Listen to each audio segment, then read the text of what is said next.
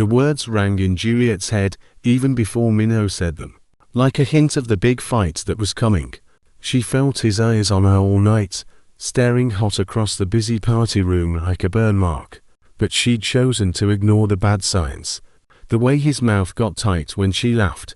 The way his fingers made fists when another guy leaned too close. The charity party was going strong. Soul's elite met in a shiny show of money and power. Crystal lights threw rainbows across fancy dresses and fitted suits.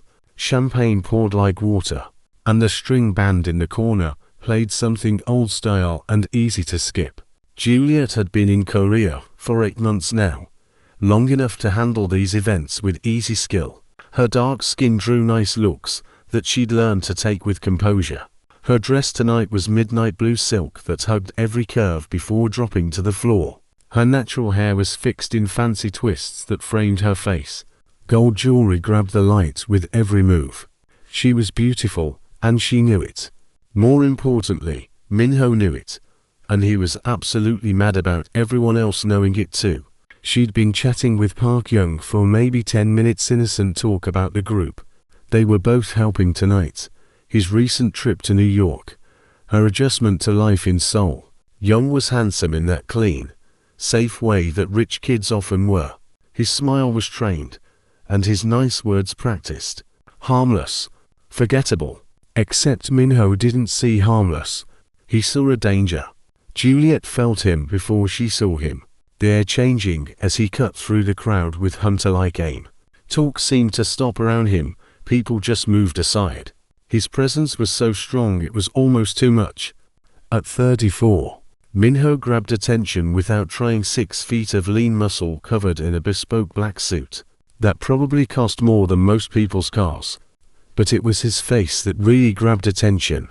Super handsome in a way that seemed almost unfair. All sharp cheekbones and strong jaw. Eyes shaped by black hair fixed with easy perfection. Full lips that could smile with super charm or twist with risky plans. And the tattoos, God, the tattoos.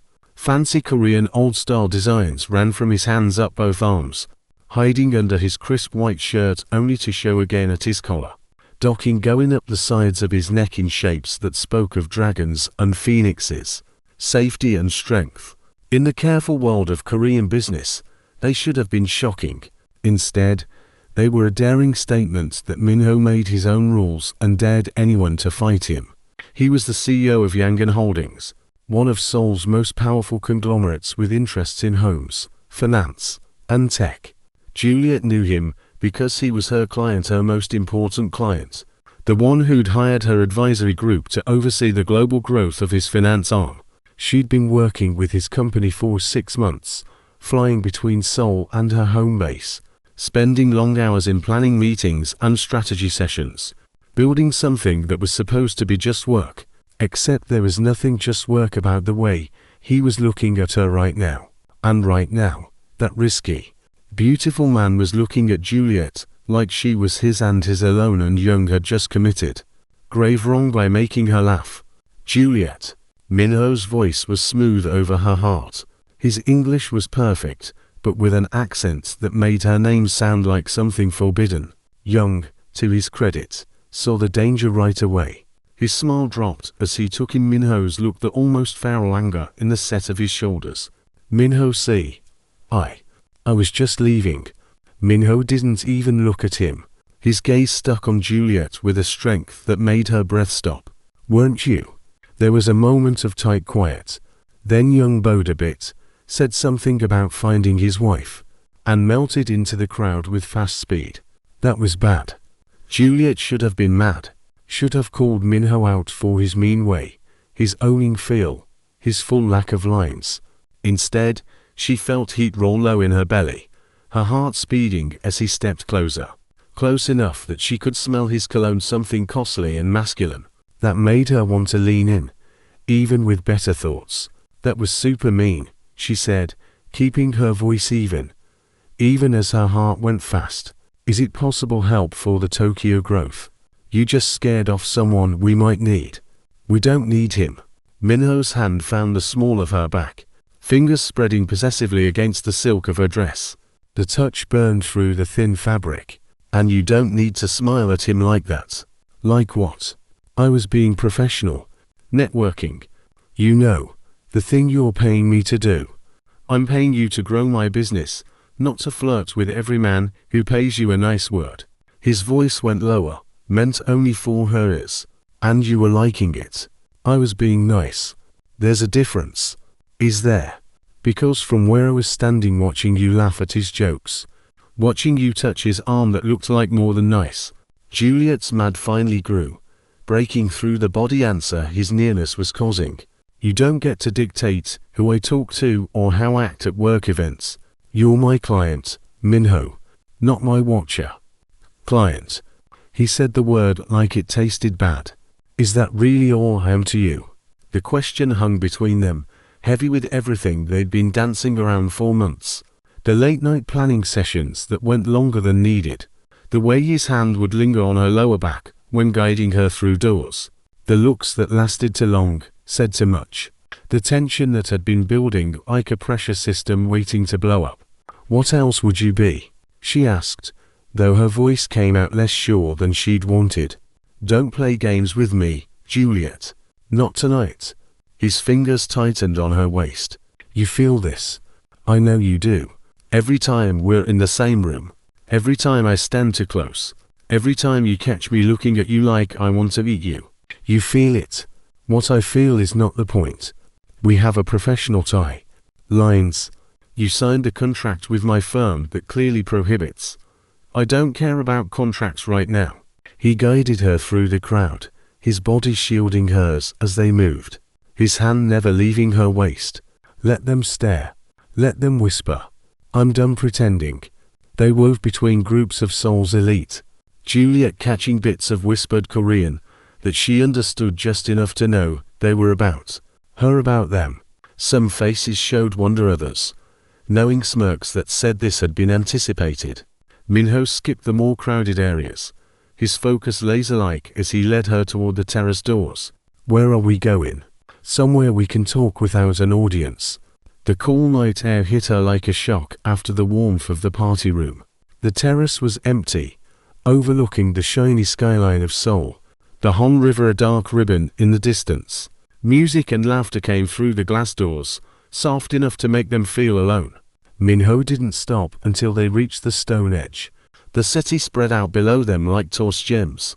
Then he turned her to face him, backing her gently but firmly against the railing, his hands on either side of her, caging her in without quite touching. Do you have any idea what you do to me? His voice was rough, edged like he was holding himself back by pure willpower. Watching you walk into that party room tonight, looking like every dream I've tried not to have.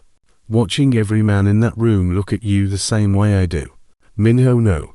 I saw that smile, Juliet. The one you gave Young. The one that lights up your whole face, makes your eyes sparkle. He leaned closer, his face inches from hers. I want that smile. I want those laughs. I want to be the only man who gets to stand this close to you, who gets to make you blush, who gets to know what you look like when you're happy. You can't just we can't. She tried to find words that made sense when her brain was short-circuiting from his proximity. There are rules. Professional ethics.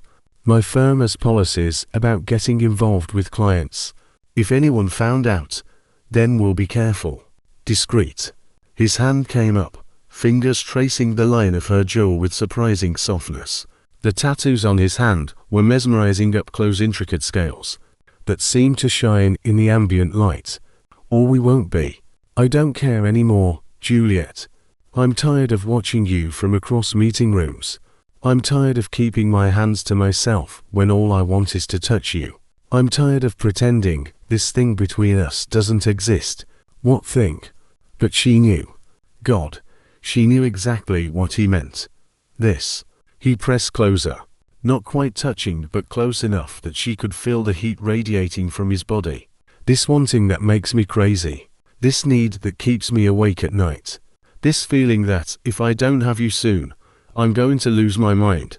Juliet's hands came up by themselves, landing on his chest to push him away. But instead her fingers curled into the fabric of his shirt, holding him there. This is crazy. We barely know each other outside of work. I know you take your coffee black with 1 sugar. I know you bite your lip when you're thinking.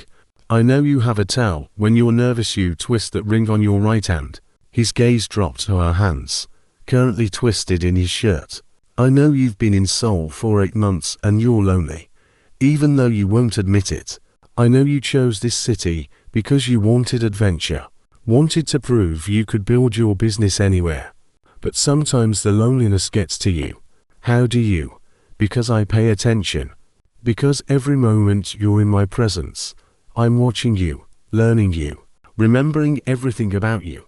His hand cupped her face. So don't tell me we barely know each other. I know you, Juliet. Maybe better than you know yourself. She took a shaky breath. That's not fair. Nothing about this is fair. It's not fair that you walked into my meeting room 6 months ago and turned my world upside down. It's not fair that I can't focus in meetings because I'm too busy watching you. It's not fair that I've turned down every woman who's shown interest because they're not you. His thumb traced her lower lip. It's not fair that you're my consultant, that there are rules and ethics and workloads keeping me from having what I want. But I'm done caring about fair. Minho, I can't. If I get involved with a client and my firm finds out, then I'll lose my job, my business, then I'll end the contract tomorrow. I'll pay the full amount, write you a glowing recommendation, and hire someone else to handle the expansion. Problem fixed. You'd really do that? Walk away from a project you've put millions into, just because of you? Yes. His forehead pressed against hers. I'd do that and more. I'd do anything to have you without barriers, without walls, without excuses. It should have been scary, the intensity of his focus, the single-minded will in his voice. Instead, it was thrilling, made her feel wanted in a way she'd never felt before. Men had wanted her, had chased her, but never with this level of raw need. Never like she was essential to their being rather than just a nice prize. What if it doesn't work? She whispered. What if we try this and it falls apart? And then I've thrown away my professional reputation for nothing. Then at least we tried. At least we were brave enough to reach for something real instead of hiding behind rules and propriety. He pulled back just enough to meet her eyes, and the vulnerability there took her breath away. I'm not good at this, Juliet. I'm demanding and possessive, and I have a ruthless side. I've built my empire by being hard, by taking what I want and breaking anything that gets in my way. But with you, he trailed off, searching for words. With you, I want to be better. I want to be the man who deserves you instead of just the man who wants you. I'm scared, she admitted. I've worked so hard to build my business, to be taken seriously in a field dominated by men who already doubt me because I'm a woman, because I'm black. If I cross this line with you, if people find out, then they'll see a woman sleeping her way to success. They'll see someone brave enough to take a risk, and anyone who judges you for it will answer to me. His voice hardened. I protect what's mine, Juliet, and if you say yes to this, if you give us a chance, you'll be mine in every way that matters, which means anyone who tries to hurt you, professionally or personally, will wish they hadn't. So possessive, she said, but there was no anger in it. You have no idea. His lips curved into a risky smile. What you saw in there with Young, that was me being restrained. That was me remembering we were in public, that I couldn't just throw you over my shoulder and carry you out like I wanted to. Even with everything, Juliet felt herself smile. You wanted to throw me over your shoulder. I wanted to do a lot of things. That was just the most acceptable option. His hands moved to her waist, settling there with sure possession. Say yes, Juliet. Stop thinking about all the reasons this is hard and just feel. What does your gut tell you? What does your heart say when I'm this close? When I'm looking at you like you're everything I've ever wanted? Her gut said this was scary. Her heart said jump. If we do this, if I say yes, we do it my way, she said, proud of how steady her voice was. We tell your company right away that I'm stepping off your account, that there's a conflict of interest, I'll assign someone else from my firm to take over the expansion project. Everything by the book, everything documented. And we take it slow. No rushing into anything. We date like normal people. Figure out if this pull turns into real compatibility. Define slow, he said, amusement coloring his tone. Slow as in we don't just jump into bed and call it a relationship. Slow as in we really get to know each other outside of business settings. Slow as in, he kissed her, cutting off her words, taking her rules and her caution and her last bit of resistance. His mouth was hot and demanding against hers, his hands tightening on her waist as he pulled her flush against him. And Juliet felt every coherent thought fly like leaves in a storm. This was nothing like the polite, tentative kisses of past dates. This was claiming and possession and promise months of pent-up want. Finally given permission to be unleashed, Minho kissed her like a man starved. Like he'd been holding back for so long that now that the dam had broken, he couldn't be gentle if he tried. And Juliet kissed him back with the same hunger, her fingers tangling in his hair, messing its careful style as she poured her own pent-up wanting into the touch. He tasted like whiskey and need, his body hard and solid against hers. The proof of his want pressed against her hip, making her dizzy with desire. When they finally broke apart, both breathing hard, Minho rested his forehead against hers, his hands framing her face with surprising tenderness given the intensity of the kiss. Still want to take it slow? His voice was rough, barely controlled. Yes. Maybe. I don't know anymore. He laughed, the sound rich and warm. At least you're honest. His thumb traced her swollen lower lip. We can take it as slow as you need, Juliet. But I need you to understand something. This isn't casual for me. This isn't just physical attraction or the thrill of something forbidden. This is intense, she finished. Too much. Fully crazy. All of that. But also real. Maybe the most real thing I've felt in years. He pressed a soft kiss to her forehead. So different from the devouring kiss of moments before. So yes, we'll date. We'll have dinners and walks and all the normal things. But don't expect me to be patient about it. Don't expect me to watch you smile at other men without wanting to pull you away. Don't expect me to share you nicely, because that's not who I am. I'm starting to get that. She smoothed his shirt where she'd wrinkled it, her hands lingering on his chest, feeling his heart pounding under her palms. But Minho, you need to understand something too. I'm not the kind of woman who needs a man to fight her fights or protect her from the world. I've built my business from nothing. I've sat in rooms where I was the only woman, the only person of color, the only one who didn't come from money or connections. I'm strong on my own. I know you are. That's part of what draws me to you. His hands settled on her waist again, thumbs drawing lazy circles through the silk of her dress. I don't want to protect you because I think you're weak. I want to protect you because you're precious to me. Because the thought of anyone hurting you professionally, personally, in any way makes me want to destroy them. That's not about your capability, that's about my feelings. And the possessiveness, the jealousy, that's about fear. Fear, she echoed quietly. Fear that you'll realize you can do better than a man with my reputation, my ruthless side, my complications. Fear that someone else will catch your eye, will offer you something easier, simpler, less intense. Fear that I'll lose you before I've even really had you.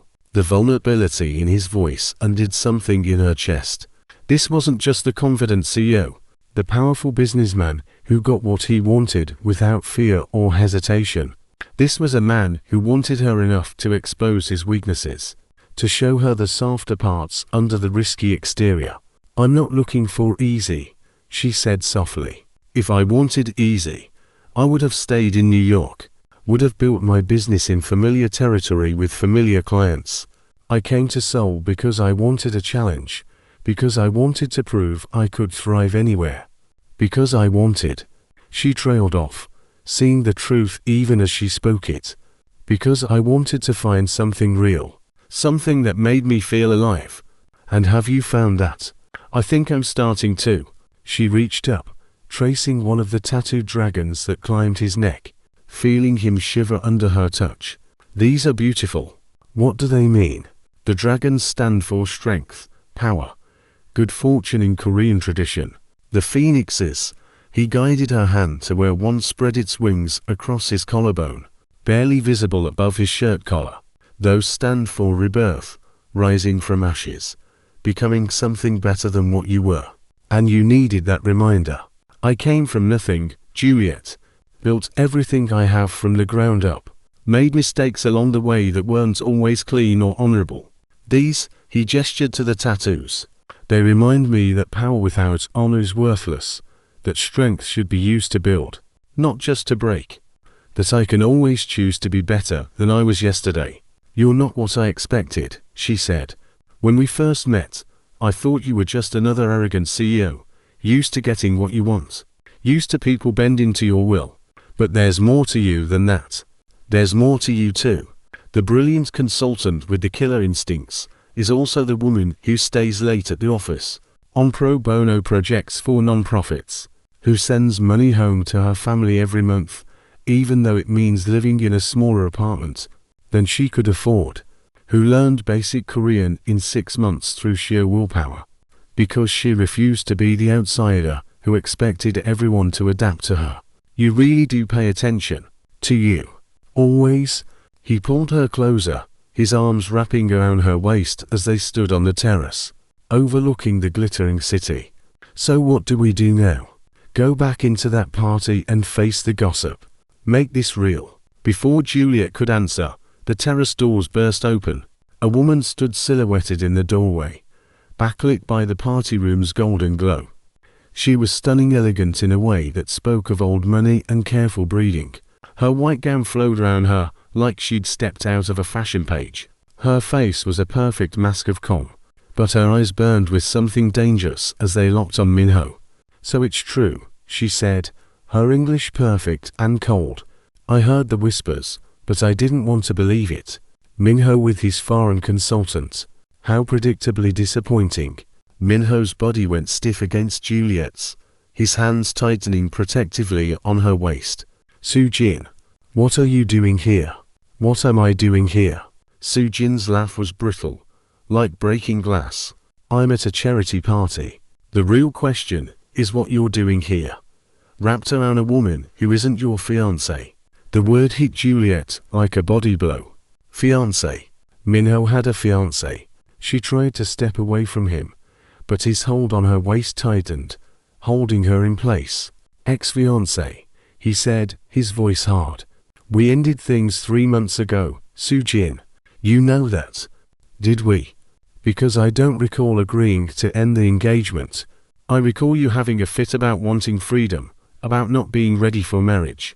I thought you'd come to your senses. Soo-jin's gaze raked over Juliet with open disdain. I didn't think you were just looking for something exotic to play with. Watch your mouth. Minho's voice dropped to something dangerous. Something that made the air feel heavy with threat. Juliet is not a toy. Not a fling. Not a step.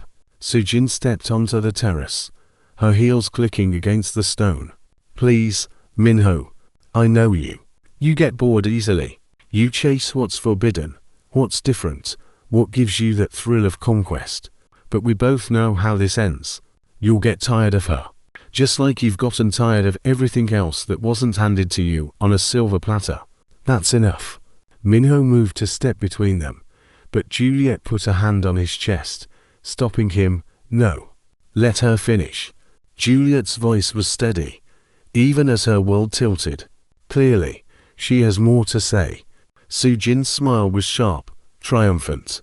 Smart woman.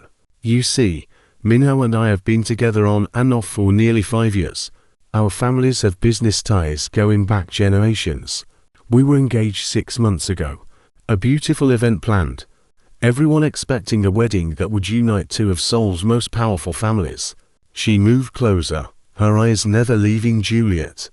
And then he decided he needed space, needed to find himself, needed to sow some wild oats before settling into marriage and duty. Soo-jin, that's not, isn't it? Soo-jin turned to him. Tell me, Did you mention to your consultant that our families still expect us to marry?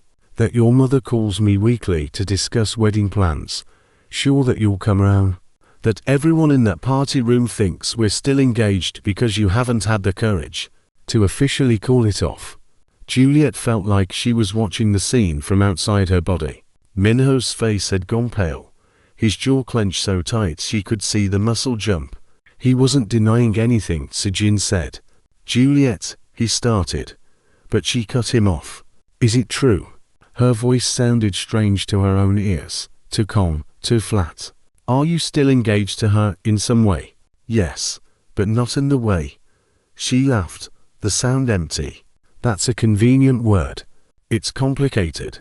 Sujin and we were never. It wasn't a love match. It was business. Family expectations, duty.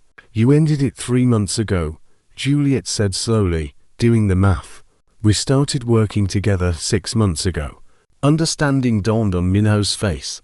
It's not what you're thinking, isn't it? You were engaged when we met. When you hired me. When you started all those late-night meetings, all those lingering looks, all that tension you've clearly been building for months. She finally managed to step back from him, his hands falling away from her waist. I was the exotic fling, while you figured out if you wanted to go through with your arranged marriage. No, Juliet, no. That's not. Did you end things with her because of me? The question came out sharper than she intended. Minho hesitated just for a second, but it was enough. Oh my God. Juliet felt sick. I'm the reason you called off your engagement. I'm the reason your family's upset. Why there are whispers in that party room. You're the reason I realized I couldn't settle, Minho said fiercely. You're the reason I saw that marrying for convenience, for family obligations, for anything except real feelings, would be a mistake. Yes, I broke things off with Sujin because of you, because working with you, being near you, watching you for 6 months made me realize what I was missing, what I'd never had. How sweet, Sujin said, her tone dripping with sarcasm. He throws away years of planning, embarrasses both our families, creates a scandal all because his foreign consultant made him feel something new and exciting. Tell me, Miss Juliet, how long do you think that excitement will last? How long before you're old news and he's back, apologizing, begging me to take him back like he always does? That's not going to happen, Minho said. Isn't it? You have a pattern, darling. You chase, you conquer, you get bored. You've done it with business deals, with hobbies, with women. What makes her so different? What makes you think this time will be any different than all the others? Because. Minho stopped, his eyes locked on Juliet's face. Because I love her. The words fell into the space between them like stones into water, creating ripples that couldn't be taken back. Sujin's composure finally broke, her face twisting into something ugly and hurt. You love her. You've known her for 6 months, and you love her. But 5 years with me, 5 years of building something together, of being there through everything that meant nothing. Sujin, no. I don't want your pity or your excuses. She stood straighter, rebuilding her mask piece by piece. But you should know, Minho, that your mother won't accept this. Your family won't accept this. You think breaking our engagement was a scandal. Wait until they learn you're trying to build something real with a foreign consultant, who has no connections, no family alliances, no understanding of what being part of your world really means. She turned to leave, then stopped at the door. And Miss Juliet, when he gets tired of playing rebel, when the thrill of defying his family wears off, when you're left alone in a foreign country with a ruined career and a broken heart, remember that I warned you. Remember that I told you exactly how this would end. The terrace door closed behind her with a soft click that sounded like a gunshot in the quiet. Juliet couldn't look at Minho, couldn't process what had just happened. Fiancé, ex-fiancé, in a way, but still he'd been engaged, had been planning a wedding, had a woman, a family, a whole life mapped out when he'd met her, when he'd started those long meetings, when he'd begun building whatever this was between them. "Juliet, please look at me." She forced herself to meet his eyes. They were desperate, pleading, more vulnerable than she'd ever seen them. "I should have told you," he said quietly, "about Sujin, about the engagement.